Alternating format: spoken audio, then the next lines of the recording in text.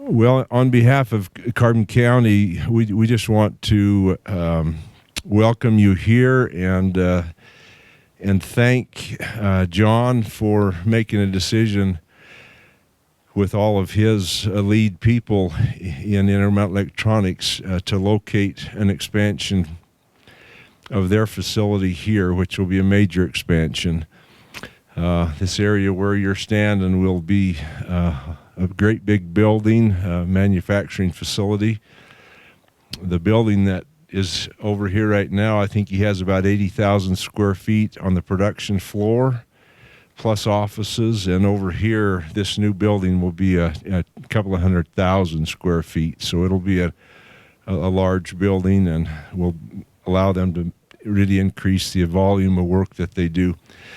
But we just want to thank them and express our appreciation as a county for the impact that this will end up having here in Carbon County to help offset some of the coal and power production loss that we're going to see and already are seeing in the ability of our county to survive. So this is a huge thing, and I just want to say thanks to all of them. Senator Hinkins has a few words, and then we'll have Phil Blackburn, the CEO of Intermountain Electronics, talk to us. Thank you, Commissioner. I would like to just introduce myself. I'm David Hinkins, Senator Hinkins for the area. I live over in Farron, and I own a company called Industrial Electric Motor Service, which is one time a competitor with Intermountain Electronics. John and I, though, go back a long ways. Back in 1973, we both went to Utah Technical College in Provo and graduated in electrical automation technology. So John and I were roommates for a couple years in Salt Lake City, and then we came back and went to work for, well, we actually had started working for a company called Harmon Electric, George Harmon there in Price. And we worked there when we was, I think, around 16, 17 years old, and until we went to Trade Tech.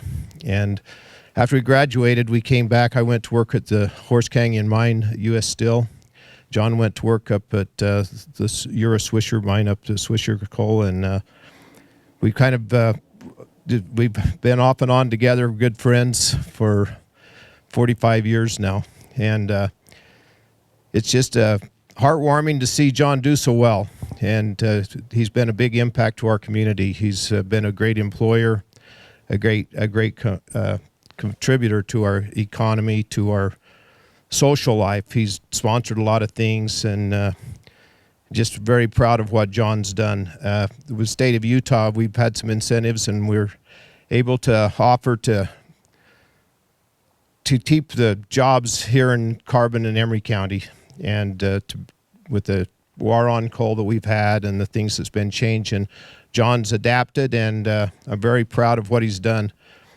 And he's a worldwide organization now, all over the United States. He's got operations, and I'm so pleased that John, I mean, he loves Carbon County, he loves Utah, and I'm really appreciative that he was able to keep his business here rather than to have jobs. I mean, other states like Kentucky and Colorado have got a lot big incentives and stuff to do it, but I mean, he gave up a lot to have it here in Carbon County, and we really appreciate it as, especially as the Carbon Emery area, but a state of Utah, because it's a big contribution. He's got a lot of big contracts that's going to help revolutionize the industries, the high-tech stuff of computerization of the way the world's going, and his son Bobby's been a great contributor, and of course John's my age, and we're getting old and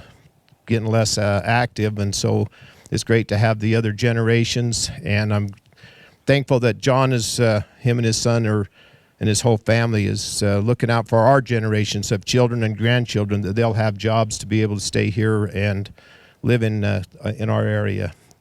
We're really appreciative of everyone showing out. All the employees of Intermountain Electronics has done a great job. They're known nationwide for their reputation of the electrical work that they do in substations and all the sorts of things that they do, and I appreciate them and all the contributions they've made. Thank thankful to Utah State Eastern for the training programs that they're to train our people here, the young kids and stuff that's coming out of our high schools and stuff, to give them jobs, high-tech jobs, high-paying jobs, good jobs. Those are career jobs, not just jobs, but good careers that they can retire and be able to raise their families here in the Carbon-Emery area. Thanks for turning out, and I'm not sure who to turn this over to. Probably thanks for everything.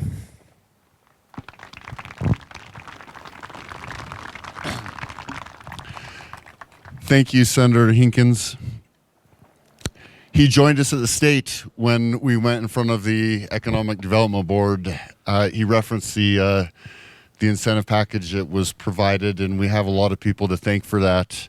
But he shed a tear or two when referring to the counties, which I found touching, but John laughed at a little bit. So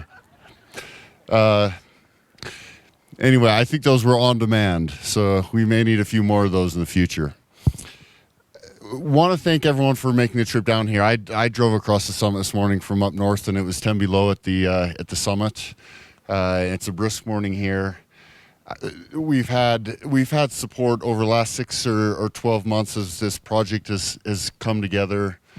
We have been overwhelmed with the support really at every level, starting here in the county. And I really have not wanted to share names because of the risk of leaving people out. And so I'm just going to mention 2 people because so much work happens just at the very ground level. And right here in our county, Rita Vigor and Larry Jensen have just been dedicated from day one at making this happen. And so I want to personally thank them.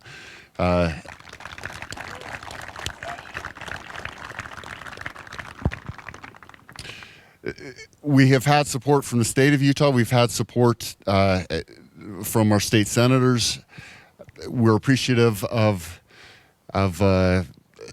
really the partnership that's come together, even on the education side that was referenced. We're doing some great work and excited about the internship opportunities. And as we have looked at building this factory, John himself has said multiple times, building a factory is the easy part.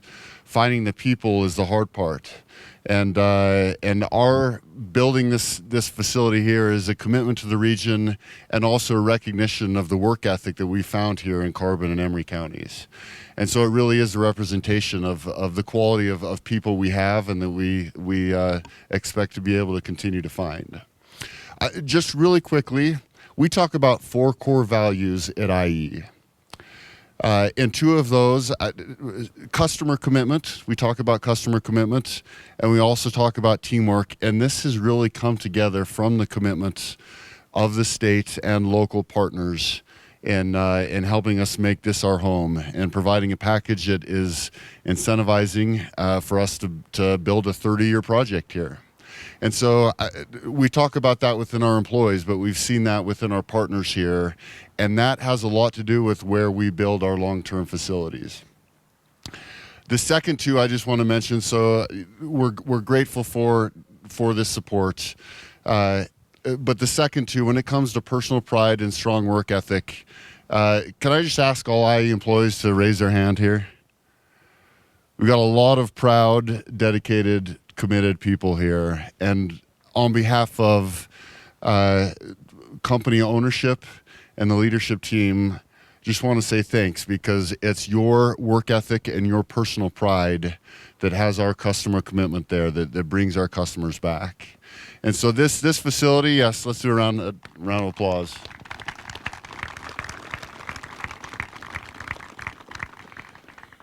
This facility has really been built by our employees, and we look forward to the next generation here. Just want to say thanks to all those who have been part of the details of this day. There's been a lot that's gone into it, and wanted to thank all of those who have been involved in all these details, including Angela and her role in sourcing these shovels. So thank you. I'll just close with a quote.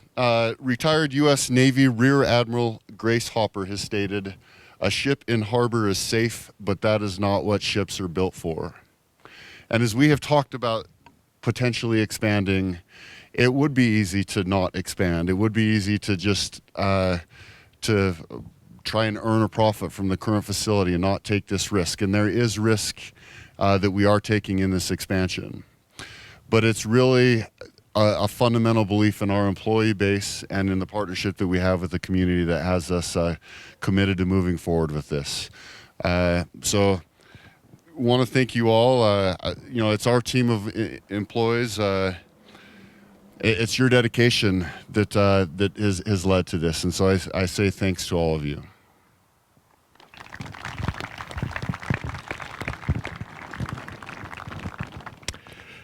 We'll now hear a few words from Thomas Wadsworth, who is with the Governor's Office of Economic Development.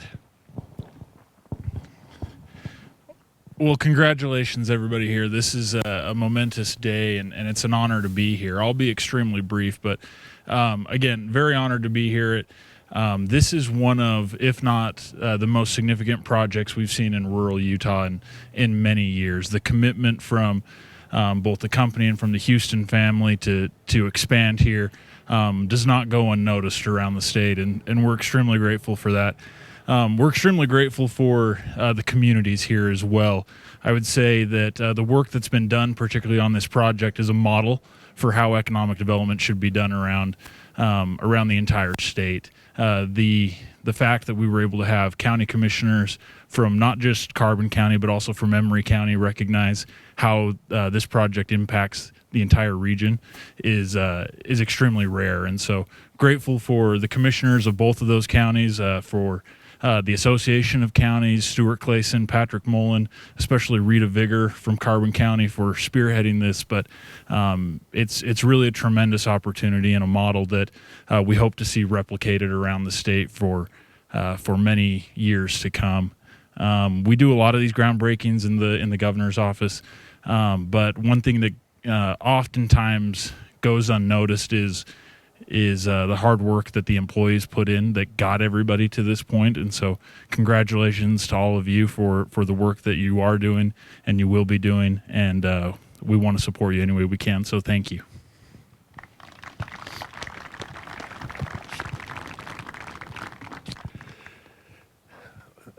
Like Phil mentioned, over the course of the last 6-8 months, there's been a lot of people involved in the work that has gone on. I want to read the names of those who have had significant impact. Lynn Sitrud, Emery County Commissioner; Stuart Clayson, Utah Association of Counties; Carolyn Phippen, U.S. Senator Mike Lee's office; Rita Vigor from Carbon County; Casey Hopes, Carbon County Commissioner; Tony Martinez, Carbon County Commissioner; Joan Powell, Wellington City Mayor; Laurie Falk from the Congressman John Curtis's office; Mike Corianis, Price City Mayor; Thomas Wadsworth, who just spoke to us from the governor's office; Clay Crozier is from Senator Mitt Romney's office; Jerry Gamber from the Association of Government here in Price; David Hinkins, our state senator; Kent Wilson, Emery County Commissioner; Gil Conover, Emery County Commissioner; Colleen Lovelace, Carbon County Chamber President; Zach Kanakis with the USU Eastern; Lance Hatch, our Carbon County School District Superintendent; Patrick Mullen is with the Utah Association of Counties; Gary Strackwooding from Utah State University Eastern; Gina Gagan, who is on our Economic Development Council. She leads that effort with our committees. Gopher Katipas, also from the Economic Council, and Frank Peasy from the Economic Council. Lenise Peterman from Helper City, Mayor. Jeff Piro is on our committee as well. He works at Zions Bank. Austin Preston is with the Small Business Development Center with the university, and Nick Tatton of Price City. So it's quite a long list of people. It's been just a real big effort by a lot of folks to try to make sure that Utah stood out more than Colorado in a decision that John and his team had to make on where to locate this big expansion. So thank you to all of those. Let's give them a big round of applause. So now we'll do those. The following people we want to step forward for two different photo ops for the groundbreaking. So this first list, we want John Houston, who's the owner and chairman of Intermountain Electronics. Bobby Houston, his son, is the vice president. Phil Blackburn, the CEO.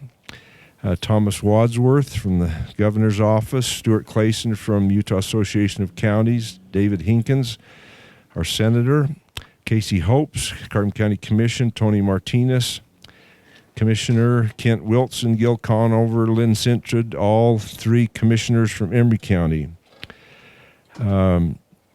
Rita Vigor, our Carbon County Economic Development Director, and Carolyn Fippen from Senator Lee's office, and Laurie Falk from Congressman John Curtis's office, and Clay Crozier from Senator Romney's office. Toss it.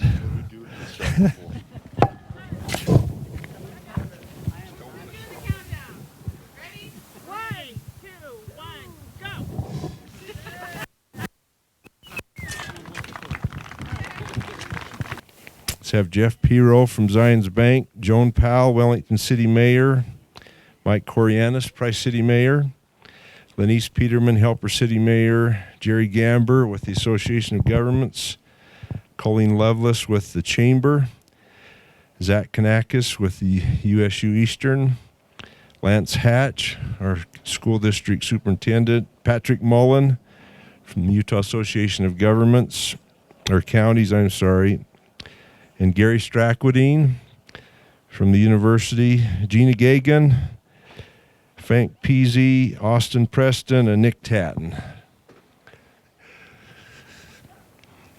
You ready? 1, 2, 3.